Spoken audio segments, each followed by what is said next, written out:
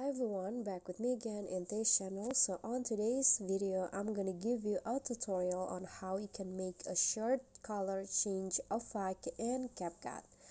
So here I have already add a video, and in here what you need to do is split the video first into a few parts, or it depends on how much you want the color changing effect to happen.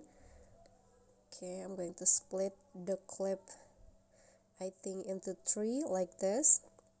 So I'm going to leave the first color as the original, and then what you need to do is click on the next part of the clip and go to adjust, click on the add to cell and select the color of the object, so in this case a green, and you can just play along or just choose the color that you want.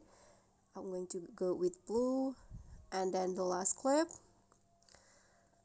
do the same. You need to go to adjust, add your cell, and now I'm going to go with this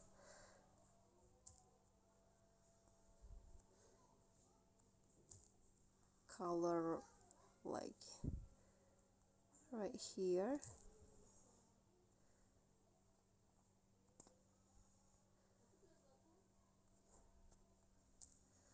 Okay, and then after that you can just click on the check icon, so when you play the video it will have that color changing effect that runs smoothly like this.